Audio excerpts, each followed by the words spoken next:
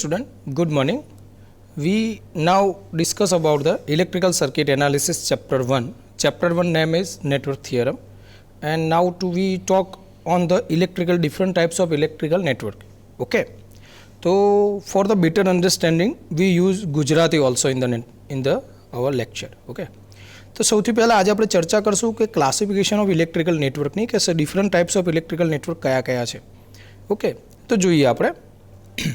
The behavior of the entire network depend on the behavior of the characteristic of its element. તો જે જુદા જુદા ટાઈપ્સના આપણા network છે એમની જે કેરેક્ટરિસ્ટિક છે કોના ઉપર ડિપેન્ડ કરે, એમાં જે આપણે એલિમેન્ટ યુઝ કર્યા છે એના ઉપર ડિપેન્ડ કરે. ઓકે, તો base on such characteristic electrical network can be classify as below. Means કે આ જુદા જુદા કેરેક્ટરિસ્ટિક પ્રમાણે આપણે ઇલેક્ટ્રિકલ નેટવર્કને ક્લાસિફિકેશન આપી શકીએ છીએ. તો સૌથી પહેલાં લિનિયર નેટવર્ક કોને કહેવાય? ઓકે, સો સમજીએ આપણે લિનિયર નેટવર્ક કોને કહેવાય. તો લિનિયર નેટવર્ક માટે अ सर्किट और ए नेटवर्क वुस पैरामीटर, यानी कि पैरामीटर कौन कौन से होते हैं? Resistance, inductor, capacitance. ओके, तो रेजिस्टर, इंडक्टर और capacitor are always constant irrespective of the change in time, voltage and temperature. Okay, once more circuit અને નેટવર્ક કે જેના પેરામીટર છે રેજિસ્ટર, ઇન્ડક્ટર અને કેપેસિટર એ ઓલવેઝ કોન્સ્ટન્ટ રહે છે. ક્યારે? કે જ્યારે હું સમય, વોલ્ટેજ કે ટેમ્પરેચરમાં ફેરફાર કરું ને તો પણ. Okay, ready? તો ફરીવાર આપણે બોલી જઈએ, circuit or network whose parameter or elements like RLC are always constant irrespective of the change in time, voltage or temperature. તો પછી એવું જે નેટવર્ક હોય એને શું કહેવાય? લિનિયર નેટવર્ક કહેવાય. એટલે કે આપણો જે ઓમ્સ લો છે એ આપણે લિનિયર નેટવર્ક ઉપર એપ્લાય કરી શકીએ. ઓમ્સ લોમાં પણ એવું છે કે સમય સાથે બદલાવા ના જોઈએ પેરામીટર. ઓકે, ચલો. ધ મેથેમેટિકલ ઇક્વેશન ઓકે, દેખાય છે ને? હા, yes. The mathematical equation of such network can be obtained by using the superposition theorem. તો આપણે સુપરપોઝિશન થિયરમ ઉપરથી લિનિયર નેટવર્ક્સની ઇક્વેશન બનાવી શકીએ છીએ.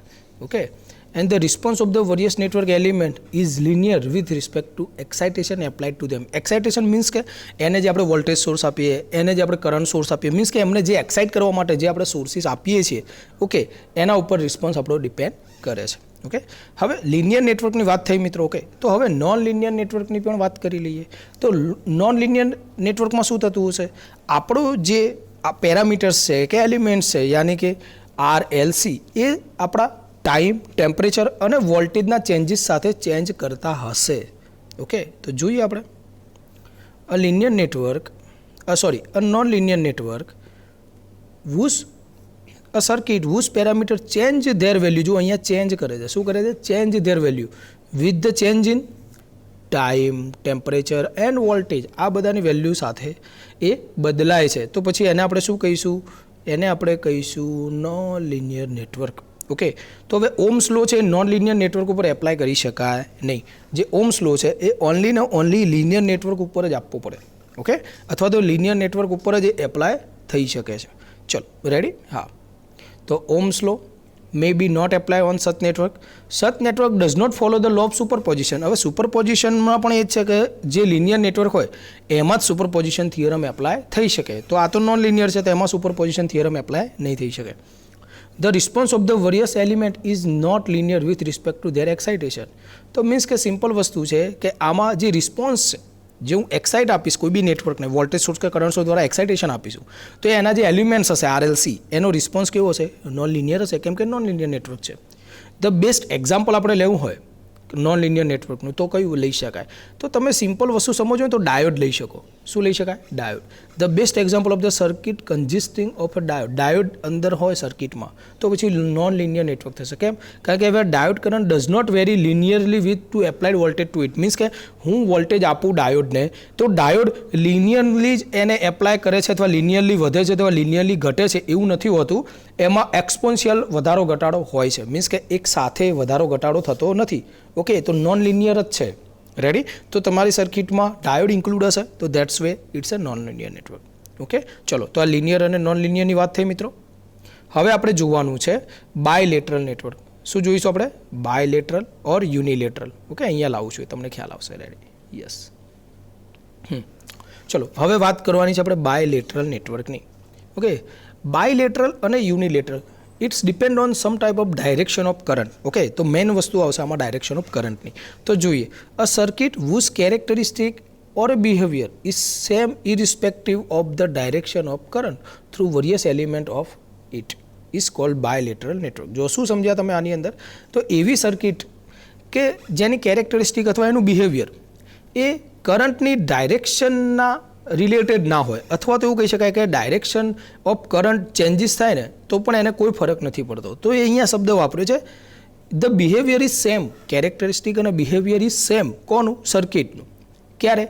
કે irrespective of the direction of current. કરંટની ડાયરેક્શન સાથે કોઈ લેવા દેવા નથી. એનું જે બિહેવિયર છે સર્કિટનું કે એ સેમ રહે છે.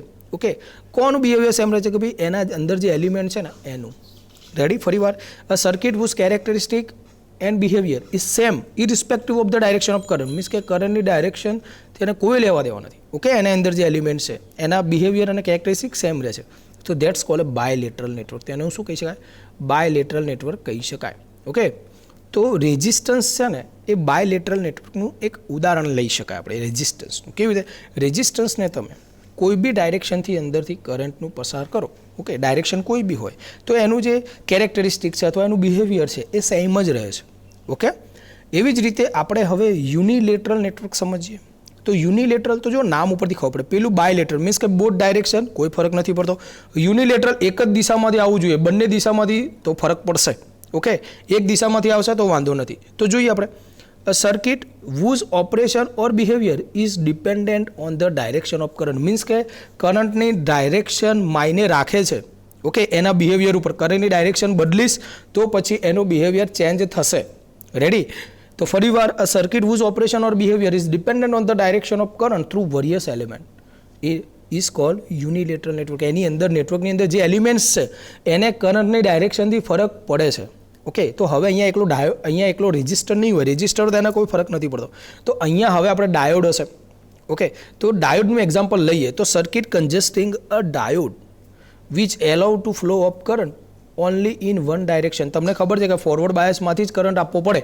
રિવર્સ બાયસમાંથી આપો તો એ વર્ક કરશે નહીં. તો એને શું કરવું પડે? આપણે ફોરવર્ડ બાયસમાંથી જ કરંટ આપવો પડે. રેડી? Okay, sure. નેક્સ્ટ, હવે આપણે બીજા નેટવર્કની વાત કરીએ. યુનિલેટરલ અને બાયલેટરલની તો વાત થઈ ગઈ છે. ઓકે, ચલો હવે વાત કરીએ આપણે એક્ટિવ નેટવર્કની. તો એક્ટિવ નેટવર્ક કોને કહેવાય? તો એક્ટિવ નેટવર્ક સૌથી પહેલાં વાત કરીએ તો એક્ટિવ નેટવર્ક તો કે એવું કોઈ બી સર્કિટ હોય કે જેની અંદર એટલીસ્ટ વન એનર્જી સોર્સિસ હોય. એટલીસ્ટ વન એનર્જી સોર્સ હોય. તો જો, a circuit which contain at least one source of energy is called active. An energy source may be voltage or current anything else. Voltage source હોય, current source હોય, કંઈ બી હોય, એને કોઈ ફરક નથી પડતો. ઓકે, ખાલી આપણે હોવું શું જોઈએ કે ભાઈ એમાં એના અંદર ઓછામાં ઓછો એક એનર્જી સોર્સ હોવો જોઈએ. તો પછી આપણે એને એક્ટિવ નેટવર્ક કહી શકીએ. તો હવે પેસિવ નેટવર્ક હશે તો પેસિવ નેટવર્કમાં શું હોય? કોઈ પણ એનર્જી સોર્સ હોય નહીં. Simple. Okay, a circuit which contain no energy source is called passive circuit. તો હવે સમજીએ આપણે એક્ટિવ નેટવર્ક અને પેસિવ નેટવર્ક વિશે.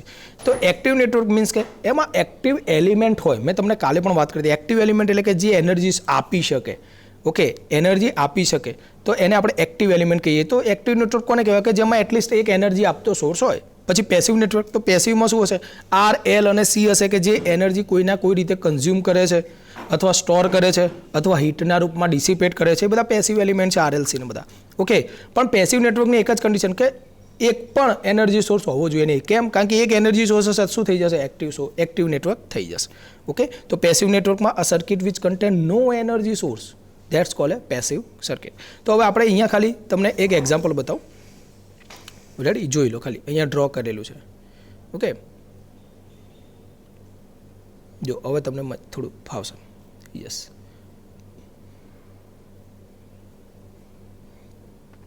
તો અહીંયા એક એક્ટિવ નેટવર્ક છે અને અહીંયા એક પેસિવ નેટવર્ક છે. મીન્સ કે એક્ટિવ નેટવર્કમાં જોઈ શકો છો તમે શું આપેલું છે આપણને એક્ટિવ નેટવર્કની અંદર મિત્રો? અહીંયા વોલ્ટેજ સોર્સ છે, અહીંયા કરંટ સોર્સ છે. મીન્સ કે અહીંયા એક આપણા જોડે સોર્સિસ છે. ઓકે, તો આપણે એને શું કહીશું? એક્ટિવ નેટવર્ક કહીશું. એવી જ રીતે મિત્રો અહીંયા શું છે? આપણો પેસિવ નેટવર્ક છે. કેમ કે અહીંયા જો કોઈ પણ એનર્જી સોર્સ નથી, નો એનર્જી સોર્સ, ખાલી રેઝિસ્ટર છે, ઇન્ડક્ટર હોત, કેપેસિટર હોત તો પણ એ પેસિવ નેટવર્ક જ બને. અંદર ખાલી આપણે એનર્જી સોર્સ જોઈએ નહીં. ઓકે, ચલો. તો આ વાત થઈ ગઈ એક્ટિવ નેટવર્ક અને પેસિવ નેટવર્કના એક્ઝામ્પલ બી આપણને ખ્યાલ આવી ગયો. ઓકે, ચલો. તો હવે આપણે વાત કરવાની છે લમ્પ્ડ નેટવર્કની. ખૂબ જ સારા એવા નેટવર્ક છે આપણા આ બે, અને ખૂબ જ મજા આવશે આપણને ભણવાની. જુઓ.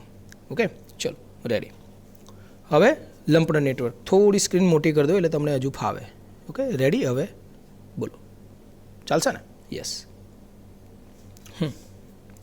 હા, આ થોડું સ્ક્રીન ઉપર આવશે એટલે તમને મજા નહીં આવે ને. હા, ઓકે, બસ. ચલો, લમ્પ્ડ નેટવર્ક.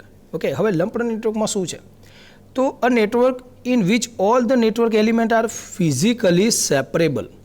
મીન્સ કે આપણને બુકમાં જે નેટવર્ક દોરીને આપે છે, તો એમાં આપણે શું કરી શકીએ? રેઝિસ્ટર, ઇન્ડક્ટર, કેપેસિટરને તમે સેપરેટ કરી શકો છો. મીન્સ કે અલગ રીતે આપણે એને કેલ્ક્યુલેટ કરી શકીએ છીએ.